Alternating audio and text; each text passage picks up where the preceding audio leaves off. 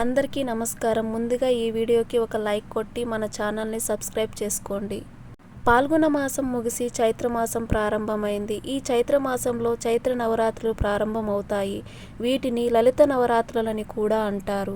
ఇప్పటికే చైత్ర నవరాత్రులు ప్రారంభమయ్యాయి. మార్చి 19వ తేదీ ఉగాది పండుగ నాడు చైత్ర నవరాత్రులు ప్రారంభమై వరుసగా 9 రోజుల పాటు అంటే మార్చి 27 శ్రీరామనవమి పండుగతో చైత్ర నవరాత్రులు ముగుస్తాయి.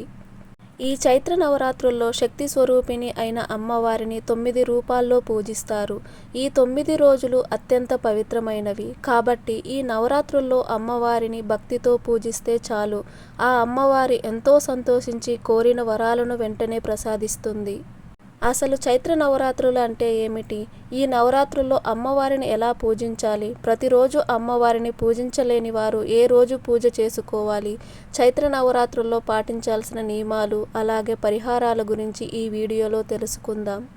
ముందుగా ఈ వీడియోకి ఒక లైక్ కొట్టి ప్రతి ఒక్కరూ ఓం నమఃశివాయ అని కామెంట్ చేయండి. ఈ నెల మార్చి 19 నుండి 27 వరకు చైత్ర నవరాత్రులు జరుగుతాయి. ఈ నవరాత్రుల్లో అమ్మవారిని పూజిస్తే ఎంతటి కష్టమైనా వెంటనే తొలగిపోతుంది. ఇక ఈ సంవత్సరం అంతా ధనానికి ఆహారానికి లోటు లేకుండా ఆయురారోగ్యాలతో జీవిస్తారు. ఈ నవరాత్రుల్లో వరుసగా 9 రోజులు అమ్మవారిని వివిధ రూపాల్లో పూజించాలి. ఈ 9 రోజులు దుర్గాదేవిని పూజించడానికి చాలా అనుకూలమైనది కాబట్టి ఈ నవరాత్రుల్లో దుర్గాదేవి చిత్రపటాన్ని తెచ్చుకొని మీ పూజ గదిలో పెట్టుకోండి. ఈ నవరాత్రుల్లో దుర్గాదేవి చిత్రపటం మీ ఇంటికి తెచ్చుకుంటే దుర్గాదేవి తనకు తానుగా మీ ఇంట్లోకి అడుగు పెడుతున్నట్టే. ఈ 9 రోజుల పాటు అమ్మవారిని పూజించలేని వారు వరుసగా 3 రోజుల పాటు అమ్మవారిని పూజించండి, లేదా కనీసం ఏదో ఒక రోజున అమ్మవారిని తప్పకుండా పూజించాలి. అమ్మవారి ప్రతిరూపంగా ఒక కలశాన్ని ప్రతిష్ఠించి మీ పూజ గదిలో పెట్టుకోండి. కలశంలో నీళ్లు పోసి పసుపు కుంకుమ రూపాయి నానవేసే కలశం పైన కొబ్బరికాయ పెట్టి ఈ కలశాన్ని అమ్మవారి రూపంగా పూజించాలి.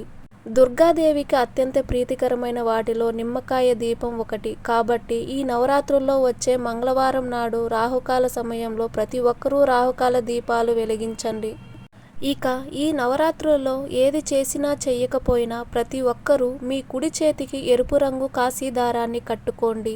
నరదిష్టి దోషాలన్నీ తొలగిపోయి మీ జాతకంలో అదృష్టం పెరుగుతుంది. మీ పూజ గదిలో అమ్మవారి విగ్రహం ఉంటే కుంకుమతో అమ్మవారికి అర్చన చేస్తూ లలిత సహస్రనామం చదవండి. ఇక మీ పూజలో నైవేద్యంగా పండ్లు, బెల్లం లేదా పాలతో చేసిన నైవేద్యం పెట్టండి. ముఖ్యంగా ఈ 9 రోజులు సాయంత్ర సమయంలో అమ్మవారికి పచ్చకర్పూరంతో హారతి ఇవ్వండి. మీ ఇంటిపై అమ్మవారి అనుగ్రహం ఉంటుంది. ఇక మీ ఇంట్లో అనవసరపు ఖర్చులు పెరుగుతుంటే ఒక ఎరుపు రంగు వస్త్రంలో పసుపు కొమ్ములు మూట కట్టి మీ బీరువాలో పెట్టుకోండి. ఇంట్లో వృధా ఖర్చులు తగ్గుతాయి. ముఖ్యంగా ఈ నవరాత్రుల్లో వచ్చే అష్టమి మరియు నవమి నాడు చిన్నపిల్లలకు భోజనం పెట్టి వారి ఆశీర్వాదాన్ని తీసుకోండి.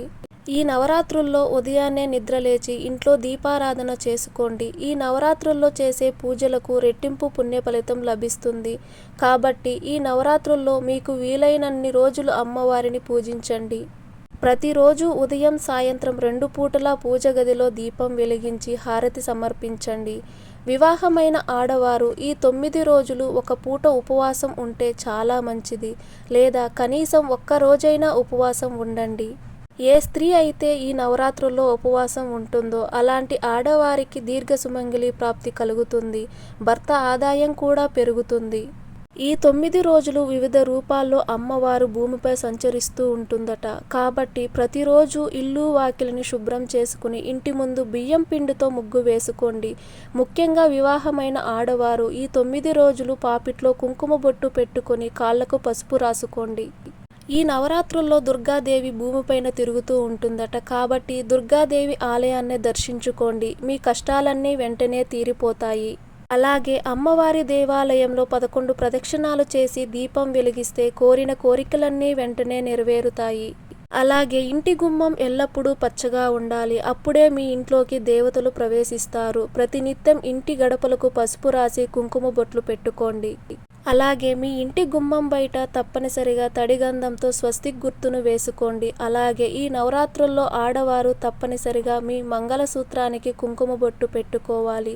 కుంకుమలో అమ్మవారి శక్తి ఉంటుంది కాబట్టి మంగళసూత్రానికి కుంకుమ బొట్టు పెట్టుకుంటే మీ భర్త ఆయుష్ పెరుగుతుంది. అలాగే ఈ నవరాత్రుల్లో ఏదో ఒక రోజున స్త్రీలు ఖచ్చితంగా గోరింటాకు పెట్టుకోవాలి.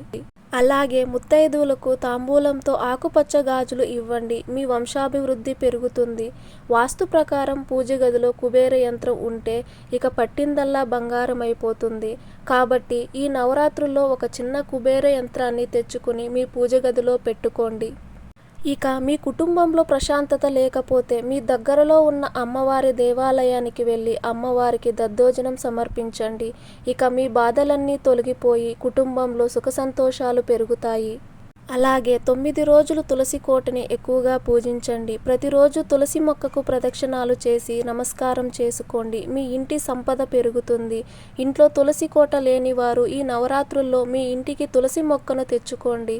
ఇక మీ ఇంటికి బాగా కలిసి వస్తుంది. ఈ నవరాత్రుల్లో వీలైనంత ఎక్కువగా గోవును పూజించండి. గోమాత లక్ష్మీ స్వరూపం కాబట్టి గోవును ఎంత పూజిస్తే అంత ఐశ్వర్యం కలుగుతుంది. అప్పుల సమస్యలు, పేదరికంతో బాధపడేవారు ఈ నవరాత్రుల్లో కొబ్బరి నూనెతో దీపారాధన చేయండి. డబ్బు పరంగా గొప్ప స్థాయికి ఎదుగుతారు. ఈ 9 రోజులు అమ్మవారి దేవాలయాలకు ఎక్కువగా వెళ్ళండి. అమ్మవారి చల్లని చూపు మీ కుటుంబంపై పడుతుంది. ఆకస్మిక ధనలాభాన్ని కోరుకునేవారు గన్నేరు పూలతో అమ్మవారిని పూజించండి. ఉన్నపలంగా ధనం కలిసొచ్చి గొప్ప స్థాయికి అభివృద్ధి చెందుతారు. అయితే అమ్మవారి గుడికి వెళ్ళేటప్పుడు అమ్మవారికి ఇష్టమైన గాజులు మరియు నిమ్మకాయలు తీసుకువెళ్ళండి. మీ ఇంటికి సకల ఐశ్వర్యాలు చేకూరుతాయి. ముఖ్యంగా అమ్మవారికి నిమ్మకాయల దండ సమర్పిస్తే కోరిన కోరికలన్నీ వెంటనే నెరవేరుతాయి. ఈ నవరాత్రుల్లో అమ్మవారిని పూజించేవారు మాంసాహారం తినకూడదు. అలాగే ఉల్లిపాయ, వెల్లుల్లి లేని ఆహారం తినాలి. ఈ 9 రోజులు పొరపాటును కూడా జుట్టు, గోళ్ళు కత్తిరించకూడదు. అలాగే ఈ నవరాత్రుల్లో నలుపు రంగు వస్త్రాలు ధరించకూడదు. ముఖ్యంగా ఈ నవరాత్రుల్లో పొరపాటును కూడా మధ్యాహ్న సమయంలో నిద్రపోకూడదు. ఇక ఆహార విషయంలో కూడా జాగ్రత్తగా ఉండాలి. ఈ 9 రోజులు సద్దన్నాన్ని తినకూడదు. ఈ నవరాత్రులలో భార్యాభర్తలు బ్రహ్మచర్యాన్ని పాటించాలి. ఇక మీ ఇంటి పైన నరపీడ ఎక్కువగా ఉంటే ఇంటి గుమ్మానికి కలబంద మొక్కను కట్టుకోండి. ఇంట్లో ఉన్న దుష్టశక్తులు తొలగిపోయి అష్టైశ్వర్యాలు కలుగుతాయి. అలాగే ప్రతినిత్యం ఉప్పు నీటితో మీ ఇంటిని శుభ్రం చేసుకోండి. ఇంట్లో ఉన్న నెగిటివ్ ఎనర్జీ తొలగిపోతుంది. ముఖ్యంగా వ్యాపారాలు చేసేవారు ఈ నవరాత్రులలో లక్ష్మీదేవిని ఎక్కువగా పూజిస్తే వ్యాపారంలో లాభాలు కలిసి వస్తాయి. మీ మనసులో ఏదైనా కోరిక ఉంటే ఆ కోరిక త్వరగా నెరవేరాలంటే ఈ నవరాత్రుల్లో ఏదో ఒక రోజున తేనెతో అమ్మవారికి అభిషేకం చేయండి. మీ మనసులోని సంకల్పం ఖచ్చితంగా నెరవేరుతుంది. అలాగే అఖండ రాజయోగాన్ని సులభంగా పొందాలనుకుంటే అమ్మవారికి పట్టు వస్త్రాలు సమర్పించండి. ఈ నవరాత్రుల్లో 9 రోజుల పాటు అమ్మవారిని 9 రూపాల్లో కొలుస్తారు. మొదటి రోజు శైలపుత్రికగా, రెండవ రోజు బ్రహ్మచారిణిగా, మూడవ రోజు చంద్రగంటగా, నాలుగవ రోజు కుష్మాండగా, ఐదవ రోజు స్కందమాతగా, ఆరవ రోజు కాత్యాయనిగా, ఏడవ రోజు కాళీమాతగా, ఎనిమిదవ రోజు మహాగౌరిగా, 9వ రోజు సిద్ధిదాత్రిగా అమ్మవారిని పూజిస్తారు. అలాగే మీకున్న స్తోమతను బట్టి పేదవారికి ఎక్కువగా దానం చేయండి. ఈ నవరాత్రుల్లో మీరు ఎంత దానం చేస్తే అంత ఐశ్వర్యం మీ ఇంటికి చేరుతుంది. కాబట్టి మీకున్న స్తోమతను బట్టి ఆహారం, డబ్బు, బట్టలు ఇలా ఏదైనా పేదలకు దానం చేయవచ్చు.